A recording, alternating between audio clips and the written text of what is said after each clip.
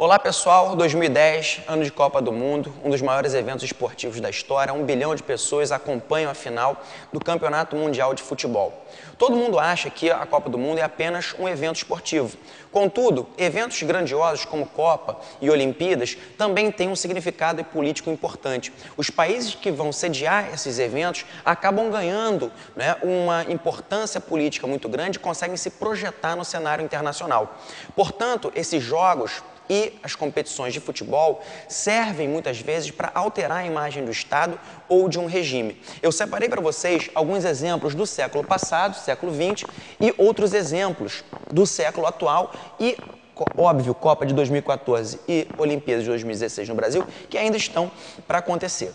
A Copa de 34 foi sediada na Itália. Na época, a Itália era governada pelo Benito Mussolini, o líder fascista. E a Copa foi utilizada pelo regime para a projeção do Estado italiano, do regime fascista italiano. O próprio Benito Mussolini acompanhou vários jogos dessa Copa. Inclusive, alguns historiadores trabalham com a hipótese dele ter utilizado sósias, porque os jogos aconteciam muito próximos uns dos outros. Outro exemplo da utilização política de um evento esportivo são as Olimpíadas de 36, que aconteceram em Berlim, na Alemanha. Na época, a Alemanha era governada por Adolf Hitler, líder do regime nazista. Além de usar as Olimpíadas para projetar internacionalmente a Alemanha e mostrar a competência e eficiência do regime nazista, Hitler também queria usar as Olimpíadas para provar a superioridade dos arianos, principalmente no atletismo. Contudo, o plano de Hitler foi frustrado a um americano, por causa de um americano chamado Jesse Owens, que ganhou 4 medalhas de ouro nos 100 metros, 200 metros, revezamento 4x100 e também no salto em distância.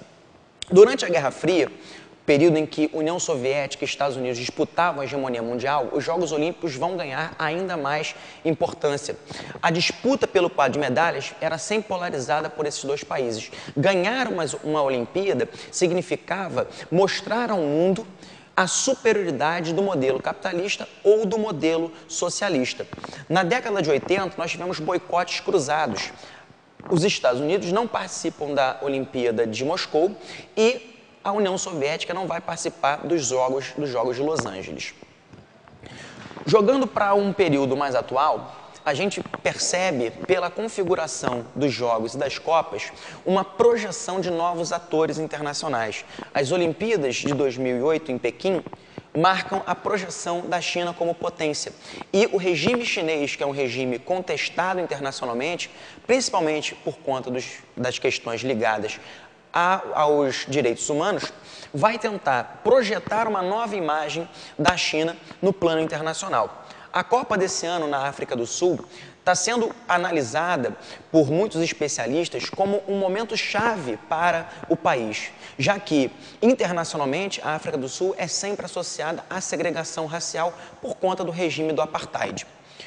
Finalmente, a Copa de 2014 no Brasil e as Olimpíadas do Rio de Janeiro de 2016. Esses dois grandes eventos esportivos marcam, na verdade, uma grande projeção do país no cenário internacional nos últimos anos. O Brasil se torna um ator importante nas relações internacionais e tem uma consolidação econômica que vai ser coroada com a escolha do Brasil para a sede desses dois eventos. Pessoal, é isso. Um abraço e